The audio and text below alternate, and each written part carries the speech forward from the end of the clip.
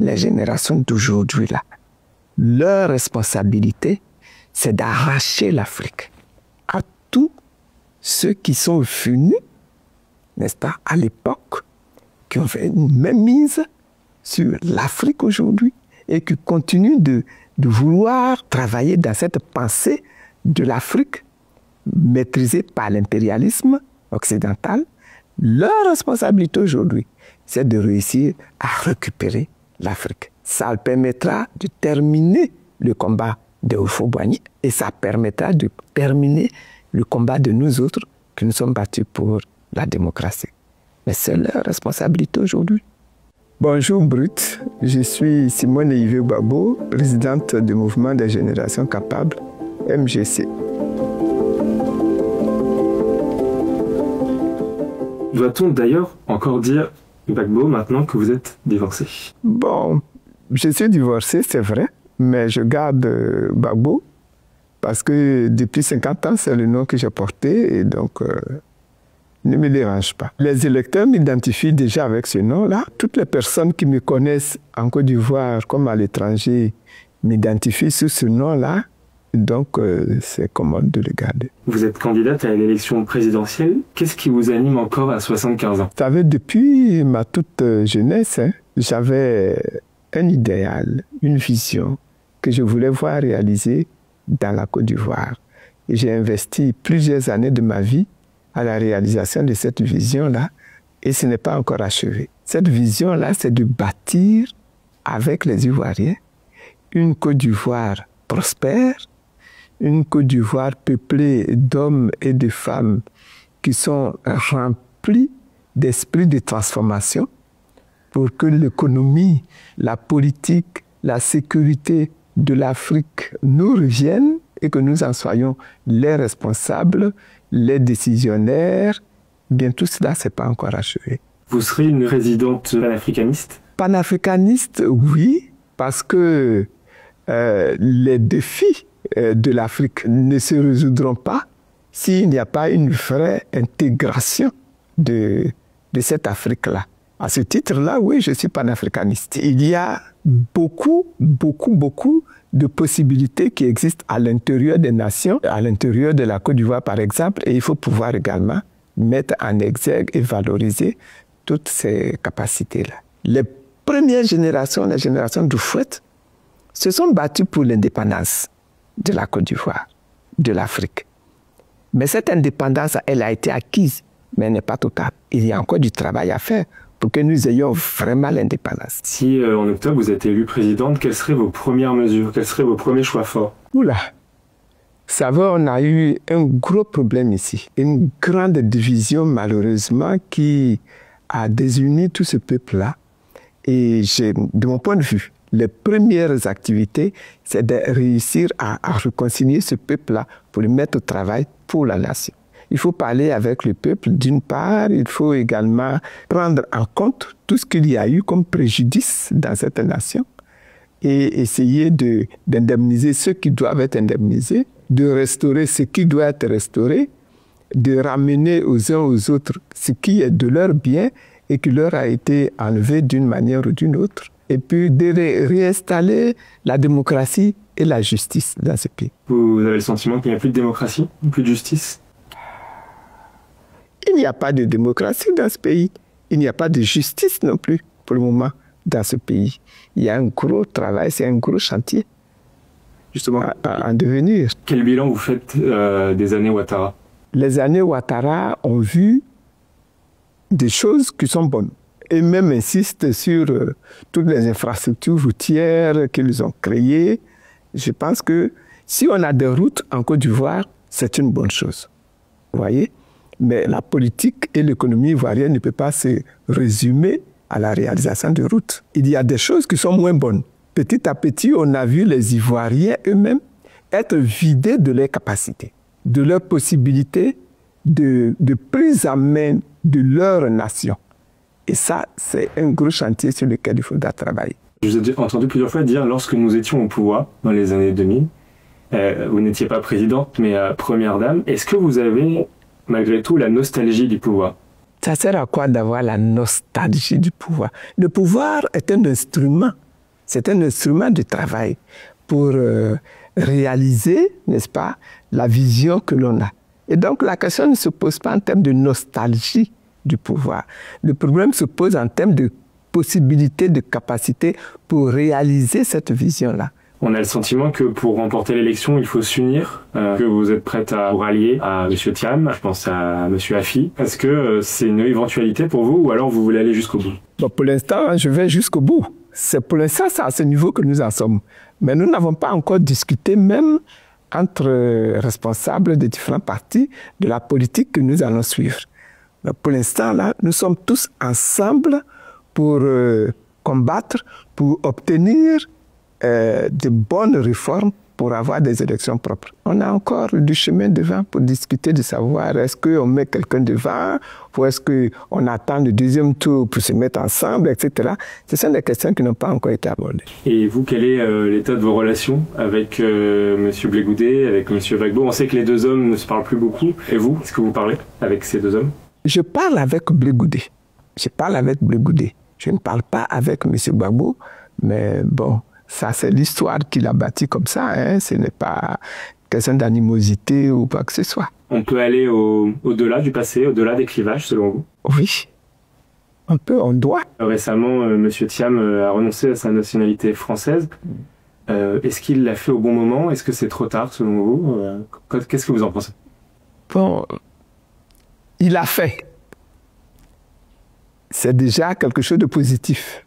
Parce que notre code dit que pour pouvoir être candidat, il faut être ivoirien. Et je pense qu'il l'a fait, c'est cela que moi j'apprécie. Je ne sais pas encore si M. Ouattara sera candidat, mais si jamais il est candidat, donc ce sera un 4e mandat, est-ce que selon vous c'est trop? Est-ce que selon vous c'est anticonstitutionnel? Est-ce que vous êtes contre ce 4e mandat potentiel? Je l'avais déjà dit moi à l'époque, le 3e mandat déjà est anticonstitutionnel, à plus forte raison le 4e. Mais bon, on est dans l'adversité. Moi, je ne veux pas qu'on se mette à pleurer sur ci, à pleurer sur ça. On voudrait éviter ça. Vous avez 75 ans, la moyenne de la population, la moyenne d'âge est de 18 à 20 ans. Est-ce que, selon vous, on peut gouverner un pays aussi jeune en ayant 75 ans? Je pense que oui.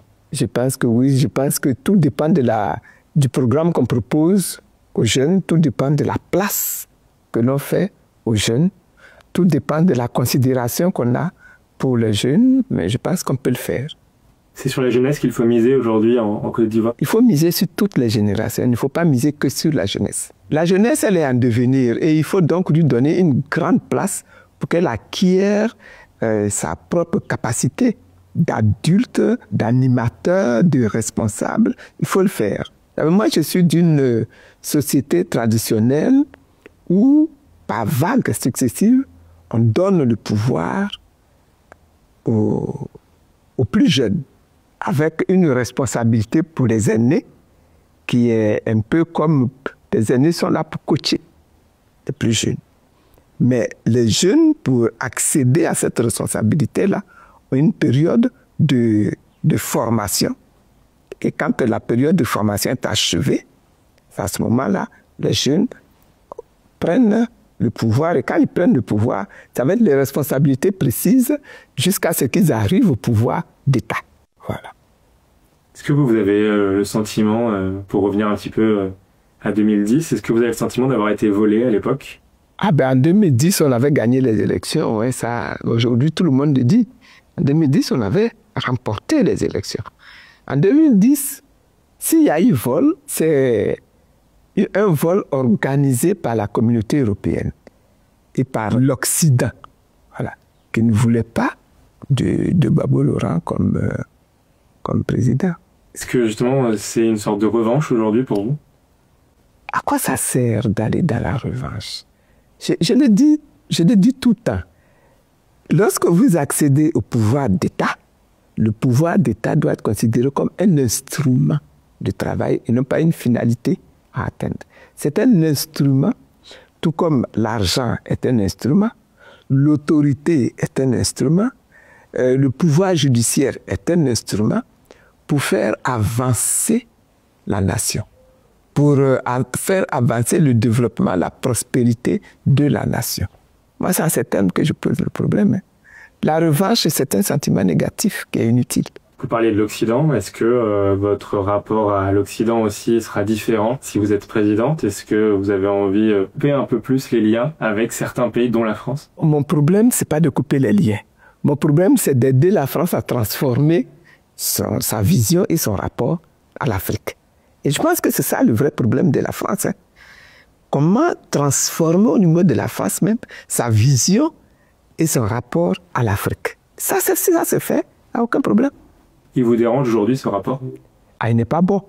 Ça, c'est certain qu'il n'est pas bon.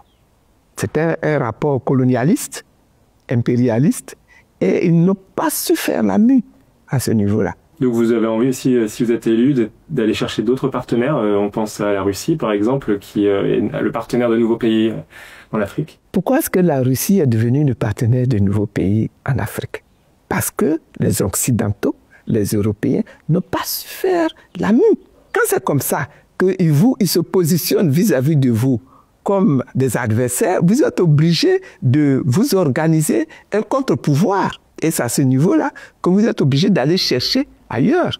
Chercher la Russie, chercher la Chine, chercher le Japon, etc., etc., pour pouvoir vous mettre en force pour réaliser vous-même votre destin, le destin de votre nation, le destin de votre continent.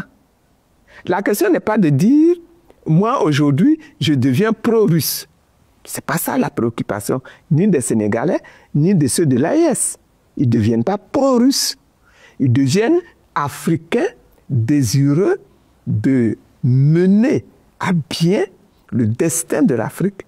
Et ça passe par la reprise en main, n'est-ce pas, de toutes les initiatives au niveau de l'Afrique. Initiatives économiques, initiatives monétaires, initiatives sécuritaires, initiatives de développement industriel, etc., etc. Il faut que tout ça soit maintenant maîtrisé par les Africains eux-mêmes. Et tous ceux qui peuvent aider à réaliser cela, bon, on va être obligé d'aller les chercher. Donc vous ne fermez pas la porte? Je ne ferme aucune porte, moi. Et je pense qu'on n'a aucun intérêt à fermer des portes. Par contre, je vais continuer d'insister et de demander à l'Occident de changer sa vision, de changer son approche, de changer sa manière de faire.